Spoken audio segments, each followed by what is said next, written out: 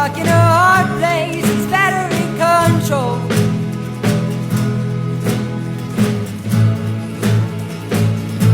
What am I waiting for? Seaplanes are beneath.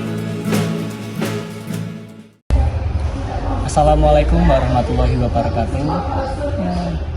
Perkenalkan, nama saya Haikal Rizky Ramadan dari kelas 10 S1.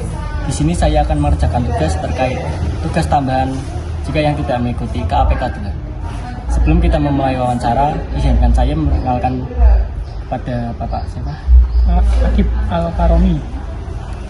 Untuk perusahaan sendiri itu gimana? Kita sebenarnya ya bentuknya bukan perusahaan, ya kita bentuknya cuma toko atau gudang biasa di alkaromi.id. Untuk pertanyaan yang pertama, apa saja metode yang digunakan dalam produksi kerajinan mahar di pabrik ini? Kalau kerajinan itu kita produksi ya manual, ya semua manual, dan yang sekarang ada yang proses baru itu cutting pakai mesin gitu. Tapi kan kita alatnya juga di luar, jadi kita juga mulai pihak ketiga, pihak kedua ya, kita cutting kayak ya biasa ya, akrilik atau apa dipotong pakai mesin, nanti ditempel-tempel seperti itu. Ada yang manual, ada yang pakai mesin cutting. Untuk pertanyaan yang kedua, bagaimana proses pembuatan kerajinan mahar dari awal hingga akhir? Sebenarnya mahar itu pertama kita bikinnya konsep, kemudian nanti kita pilih bingkainya. Di sana kan ada banyak bingkai ya. Kemudian setelah itu ketika konsep bingkai sudah jadi, nanti kita baru rangkai sesuai dengan kebutuhannya. Nanti ada tanggal, mempelainya siapa aja, ditempel-tempel. Setelah itu baru draft, dilihatin ke mempelai, kalau ACC baru kita tempelkan secara langsung. Untuk pertanyaan yang ketiga, apa saja peralatan yang digunakan dalam proses pembuatan kerajinan mahar? Kalau mahar kita peralatannya rata-rata kita pakai bahan baku, biasanya uang mainan ada, kemudian beberapa bunga, dan yang peralatan yang paling pokok itu adalah lem lilin atau seringnya disebut lem tembak. Selain itu perlengkapan kecil itu banyak kita, atau biasanya ke manik-manik kecil-kecil biasanya ditambahkan seperti itu. Kan desain. Kalau desainnya kita pakai yang apa namanya ya akrilik, biasanya minimalis, nggak banyak pernak-pernik, tapi biasanya cuma akrilik dan beberapa bunga aja. Untuk bahan baku yang digunakan dalam pembuatan kerajinan ini ada apa saja? Bahan baku itu yaitu tadi kayak uang mainan, kemudian akrilik ya, kemudian kalau kita bunga-bunga seperti ini kecil, atau kalau kita pakai rastik kan biasanya pakai model kayak ini ya. Plastik itu ada bahan dari alami, ada biji rotan, kemudian biji pinus, dan juga yang lain bisa bunga kering biasanya.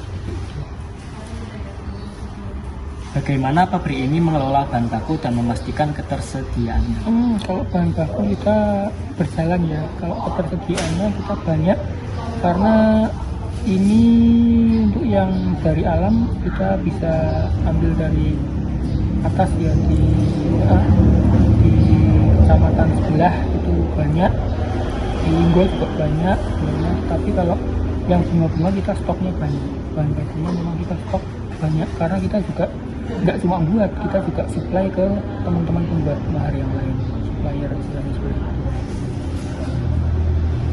Apa saja tantangan yang dihadapi oleh pabrik kerajinan saat ini? Kalau kerajinan itu sebenarnya tantangannya adalah harga ya. Kalau kita lihat secara online itu kan banyak yang harganya sudah mati-matian ya. Jadi ya kita nggak bisa jual mahal, karena memang sudah pesaingnya sudah kelihatan semua. Bagaimana pabrik ini beradaptasi dengan perubahan pasar dan tren? Mau nggak mau kita harus ikuti tren saat ini. Kita harus bisa berkembang dari mulai produksinya kita mulai satu-satu. Sekarang kita juga stok, jadi mahar-mahar itu kita sudah stok. Ketika ada pembeli mau beli, kita perlihatkan, nggak lagi dari draft kayak tadi yang saya jelaskan ya. Kita sudah stok, kalau misalkan cocok ya udah kita tinggal kasih nama, tanggal, pernikahan dan juga yang lain langsung bisa. Untuk pertanyaan terakhir, apa saja solusi dari semua tantangan yang dihadapi pabrik kerajinan ini? Sebenarnya kalau menurut saya tantangan itu solusi itu gampang ya, kalau kita mau beradaptasi tadi ya. Kemudian kita juga mau, kalau menurut saya pribadi itu power of stock. Jadi mendingan saya stok banyak. Jadi kalau ada pembeli sudah ready stock gitu aja. Jadi nggak ribet. Artinya ketika ada yang mau beli, mau model apa, yang penting stoknya ini ready, ini mau ya dibeli, kalau nggak mau ya udah gitu aja.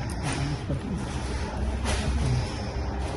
Oke, untuk wawancara saat ini kita sudah selesai, dan saya pribadi mengucapkan terima kasih atas waktu yang diberikan Bapak oleh Bapak Karoni, dan sukses selalu untuk perusahaan ini. Ya, amin.